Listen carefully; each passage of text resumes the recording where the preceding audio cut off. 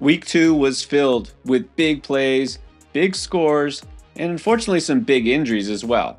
But the good news is there are some big names worth acquiring on the waiver wire, and I'll tell you who you want to grab first. But let's get to the injury report because this is definitely something you need to know about. The biggest one is another Rams receiver, just when you thought you were good with Cooper Kupp. He did leave early with an ankle injury and was seen in a walking boot after the game. Now, again, this is very early in the week. Don't know the severity yet. It's too early to panic. This isn't exactly the same as Puka Nakua's injury, but at the same time, this is Cooper Kupp, and we've been through this before. Can the Rams really be that snake bitten? Let's hope not. Now, receivers like Demarcus Robinson, Tyler Johnson, maybe even Jordan Whittington in a deep league or a dynasty league were considerations last week because of Puka being on IR. And now, well, I guess we might have to consider them a little bit more. But at the same time, once Kupp left, that whole Rams offense just was non-existent. I don't know if they can be that bad again, but honestly, you've got to be concerned here. So let's just hope that Kupp is okay. And the same goes for Justin Jefferson in Minnesota after he had that huge 97-yard touchdown. A little bit later on, he also left the game. It's a quad contusion, but the good news is afterwards, he basically said he's fine. He's just going to take it day by day and be ready for next week. He's sounding like he wants to play. Of course, we'll see how practice goes, but it sounds like he avoided anything serious. And if everything goes well, he's going to be available for week 3. I should mention though, if he is out or limited, maybe even if he isn't, Jalen Naylor stepped in for Jordan Addison, had another touchdown, couple of big plays. He's developing into a deep threat, so maybe somebody to monitor regardless of whether Jefferson is out or not. Isaiah Pacheco, running back, got rolled up on from behind. It didn't look good. Now, after the game-winning field goal from the Chiefs, after, of course, a pass interference penalty, Isaiah Pacheco was jumping up and down, celebrating. He seemed to be just fine, but it doesn't mean that this is not something that could crop up later after the game when that adrenaline dies down. So, again, let's just keep an eye on this situation and see how Pacheco does in practice this week. I don't like to advise, jumping the gun here, running out to add Carson Steele everywhere until we really know what's going on with Pacheco. As of right now, I can't say I know. We'll find out more, hopefully, Monday. And then on Sunday night, another big blow as Joe Mixon, lead running back for Houston, out with an ankle injury. And a lot of people speculating here. It's way too soon to say exactly what it is, but it's possible that he misses time. He's had ankle issues before. Cam Akers. That's right, Cam Akers looks like he would be the replacement because Dameon Pierce has also been banged up and just bad in the preseason. So could it be a resurgence of Cam Akers, who looked really good in exhibition games? We'll see. But at the very least, Mixon owners, be on standby. Now everything looks good for the Chargers after a 2-0 start, but Justin Herbert did leave and got x-rays after the game. In fact, he went down awkwardly after taking a sack late in that game. We're going to have to definitely keep an eye on this one because x-rays, well, even if they come back negative, we don't know exactly what his limitations might be. Now, you know that the backup there is Easton Stick. We saw him toward the end of last season, got some extended run after Herbert was gone late in the season. So at least they have an experienced backup, and this should be at least good enough to support this passing game, which really doesn't need to do a whole lot these days. Then a couple of backup running backs that we need to focus on here. Tyjae Spears, we thought would be the co-star or 1E or whatever in Tennessee. He hasn't been, but now he's also hurt, left with an ankle injury. So this just might lead to more Tony Pollard, and he might just become a workhorse at this point. And then Tank Bigsby looked like he was carving out a role in Jacksonville, but he exited with a shoulder injury on a special teams play, did not return to the game. And amazingly, after the Saints have been not just one of the most high-scoring teams in the league, but 2-0 to start the season, yet Taysom Hill has not been a factor, and he definitely wasn't a factor in week 2 because he left with a chest injury, so probably don't count on him next week. Now, whether you're looking to replace one of those injured players, just need a boost to your bench, or maybe a guy that you can go and put in your lineup because they just showed out that much this week, let's get to the waiver wire ads heading to week 3. For me, the top pickup this week is a guy who's still clearly the backup running back in New York, Braylon Allen, and I'll tell you why. He did score 2 touchdowns in week 2, and so, you don't want to necessarily chase touchdowns because those can come and go, right? Anybody can score a touchdown here and there, but Here's what's interesting is Braylon Allen started to get more usage just in general. Now, I'm not saying this is going to be any sort of committee. Clearly, Breece Hall is still great and still the guy there. But Braylon Allen did get 7 carries opposed to Breece Hall's 14. This at least means that he has some standalone value if he also is getting goal line touches. Remember, Braylon Allen is the bigger back here compared to Breece Hall. And he also got action in the receiving game. He wound up with 4 targets and also a receiving touchdown. Look, the Jets don't really have a lot of options. They got Breece Hall, and at receiver is Garrett Wilson. Alan Lazard, we'll see what happened to him after his one good week. And that's kind of it. Mike Williams is still not good to go. So they're going to rely more on a guy like Braylon Allen, who has looked really good so far. And a reminder that this game, though the Jets beat the Titans, this was not garbage time where Allen came in, just like a cleanup after the fact. This was a close game pretty much throughout the entire contest. Yet Braylon Allen is already getting significant usage, and that is encouraging. So he's at the very worst a high-end handcuff should something happen to Breece Hall, and now we see he might even have standalone value even in a PPR league. So I'm going to try to add him wherever I can. Now in Minnesota, we already knew that Ty Chandler was the 1B or the 2 or whatever to Aaron Jones. And this past Sunday, he was the one. He actually not only got more yards than Aaron Jones by far with 82 on the ground, he actually got more touches than Aaron Jones. It wasn't a ton, but 10 carries as opposed to Jones' 9. And that's because he was just much more effective on the ground. Now, Jones did catch 5 passes, whereas Chandler caught none. So that's an area where he could pick it up. But Chandler's actually a pretty good receiver out of the backfield, so wouldn't be surprising to see that number tick up as well. And again, this was a pretty close game throughout. This was against a really good defense, the 49ers. Again, this is not against some, let's say Carolina Panthers type defense. This wasn't garbage time. This was legit usage against a good opponent. And so it's really interesting to see. I don't expect this necessarily to be a weekly trend. I don't know that it'll be a strict timeshare, but now we see that Chandler isn't just a pure handcuff in case of emergencies. So I wouldn't go so far as to say I would start Ty Chandler anywhere as long as Aaron Jones is healthy, but definitely worth stashing. All right, now you might be just as shocked as I was to see that Quentin Johnston not only led the Chargers in receiving, but scored twice in week 2. Does this mean we have to be in on QJ? I think it does. And again, not just because of the touchdowns, which there were 2 of, not just 1, but he was the leading target for Justin Herbert. 6 targets, and no other receiver really was a factor. Ladd McConkey had a nice week 1, didn't really do a whole lot. And then Josh Palmer, he was questionable heading into the week, but he did play, only had 2 catches. And I think what I like the best is I feel like Johnson is now finally being used a little bit more efficiently by his new offensive coordinator.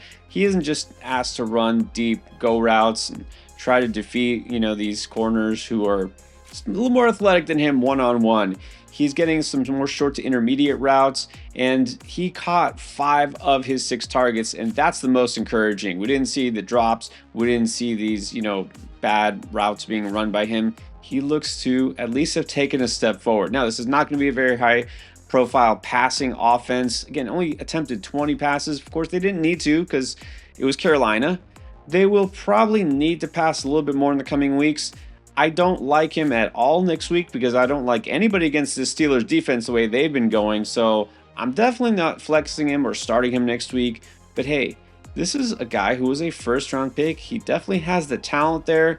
Maybe he can hit these deep shots once in a while, get some touchdown upside. So there is definitely value here. Now, if you're looking for a streaming quarterback for week 3 or you're still needing a replacement for Jordan Love, let's just go with the logical choice. Guy who's on fire first 2 games of the season, it's Derek Carr. And not just because of what has happened, but he seems to be the one who has the best matchup for the coming week. Now you already know Carr is not putting up huge yardage, but 3 passing touchdowns in the first game, and then 2 passing and 1 rushing touchdown in the second game. This was against the Cowboys on the road, against legit competition, at least in week 2, not so much week 1. Now week 3 gets some very good competition with the Philadelphia Eagles, but not in terms of their secondary. Again, this is their weakness. This is a team that will give up points. And so the Saints, the way they've been rolling on offense under new coordinator Clint Kubiak, who really seems to be a godsend to all of these skill position players in fantasy. We really see Alvin Kamara being the RB1 in fantasy at this point. So no, they're not going to go for 40 plus points every week, and maybe they won't against the Eagles either, but Carr just seems like the most solid choice, honestly, out of all the quarterback options who you could conceivably pick up and use as a streamer. He's just the obvious top choice. Now, if you're looking for a tight end, whether you stream or still replacing one of those injured players, I got two choices for you. And the first one is Mike Gesicki, who is now in Cincinnati. In the opener, Gesicki was just okay, but remember, he did have that touchdown that just barely got called back because he couldn't quite get the toe in bounds in the end zone. But getting that end zone target was reassuring. And then now in the second game of the season against a very tough Chiefs defense on the road, he was the leading receiver for this team. That's right, even far more yardage than Jamar Chase. 7 catches, 91 yards, and on a team leading 9 targets. Which is hard to believe because the Bengals are now involving 3 different tight ends as receivers. But this is kind of out of a necessity because T. Higgins still out, and just frankly, I don't expect him to come back anytime real soon. I doubt he's in a rush. Andrei Iosivas, I mean, he caught 2 touchdowns, but that was all he did. 2 short touchdowns, which is kind of weird that he was the one used in the red zone and Gesicki's more of a field stretcher. But hey, whatever works. Well, I don't like to get sucked into a good game by a tight end who might not repeat it the following week. He's got a great chance to repeat it next week because the Bengals are fortunate enough to get the Commanders defense, and it's a home game for them. I will say, I was at least encouraged enough by Joe Burrow's performance. Again, without T. Higgins, without a whole lot else, to go to. The running game was just not working. He's able to find these tight ends and do what it took to almost win until that pass interference call. And so Gesicki, if he's going to be one of those top targets, we know he's always been athletic. He's always had that ability, just never quite put it together. Maybe he's going to put it together this year. The tight end who really showed out in week 2, though, was Hunter Henry. And talk about dominating target share. So Henry not only had a 100-yard game, 8 catches for 109 to be exact, he had 12 targets, which is the same as all other Patriots players combined. And I'm talking receivers, running backs, and tight ends. Now, 50% target share won't hold up, so I get it. Henry will have his ups and he'll have his downs. But look, we were in on Henry in the preseason for this exact reason. Tight ends tend to thrive when they're subpar wide receivers. There isn't really an alpha to take away those targets. There clearly is not in New England. In fact, a lot of more casual fantasy players might be hard pressed to name 2 or even 1 New England receiver. Demario Douglas, 0 targets in week 2. KJ Osborne was their leading receiver last week, had 1 catch for 7 yards this week. But Jalen Polk had a touchdown, 2 catches for 12 yards. One of those happened to be a touchdown. This is going to be a pretty anemic passing offense. Can guarantee that. They're going to want to run the ball as much as possible, but they got to throw it sometimes. They got to throw it to somebody, and it's probably going to be Hunter Henry first and foremost. Now, in week 3, if you're looking for a streamer, wondering, do I go Gesicki? Do I go Henry? I got to lean Gesicki because of the matchup, but I will say in the Patriots play on Thursday night against the Jets, you tend to stay away from that, because Jets have a great pass defense, but not necessarily against the tight end. Last year, even though they were the toughest against wide receivers, they were just middle of the pack, 15th against the tight end in terms of fantasy points allowed per game. The bottom line is, as long as Jacoby Brissett is still the guy quarterback there, he's probably going to look very often to Hunter Henry. So he's a pretty safe high floor tight end that you can roll out there. But is it possible that we are going to talk about another Patriot on the waiver wire? I think we are. That's because Antonio Gibson finally showed up, and he had a 96-yard rushing output performance on just 11 carries in this game. Ramondre Stevenson did not get hurt. That's not the deal here. Ramondre Stevenson, in fact, got almost twice as many carries as Antonio Gibson. Just Gibson ripped off a couple of big runs and looked kind of like we always thought Antonio Gibson might look like. Antonio Gibson just was a nice change of pace back from the bruiser Ramondre Stevenson, and of course, like I said, this Patriots offense is really going to want to run the ball as much as humanly possible. And so we could see Gibson getting about a dozen carries per game. Will he be always this efficient? No, of course not. but he is that nice change of pace back, and we could see him also get involved as a receiver, because after all, that was kind of his thing. Remember, he was a receiver who converted to running back after playing both in college. I'm gonna have to give credit to Coach Jared Mayo for the Patriots, though. Even though this team didn't pull out a victory in week 2, they came really close against Seattle, and they managed to beat Cincinnati. I mean, he's got this team together, and they're doing exactly what they set out to do. Antonio Gibson, again, don't give up on him. This guy is not really that old for a running back even. He's still got some juice left. If he's going to get the usage in this offense, might be worth a pickup. And since I really haven't talked about a lot of receivers here, let's go with a deep league special. You might not have noticed that in that route where the Cowboys basically got kicked to the curb, there was a shining performance here, and that was Jalen Tolbert. Wound up as the number 2 receiver on this team. While CeeDee Lamb is still doing his thing, Jalen Tolbert actually somehow got more targets than CeeDee Lamb. He wound up with 6 catches for 82 yards.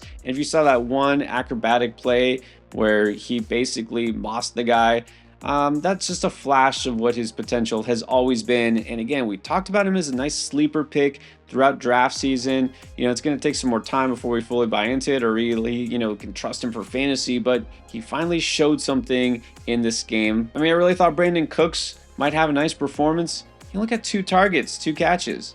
Is Tolbert now gaining the trust of Dak Prescott a little bit more? It's possible. If you're in a 14 or 16 team league, you might consider putting Tolbert on your radar for waiver wire, especially you don't have anybody better as an option out there. Receivers have not really jumped off the page so much this year yet, but look, these injuries are starting to pile up. I will say I like a guy like Jalen Naylor if Minnesota is still having injuries at a wideout position, but Jalen Tolbert might not even need that. You want to know what's going to go down for week 3, who to start, who to sit? Stay with us right here. We're going to be doing live streams almost every day, and of course, your week 3 playlist with all the advice you need.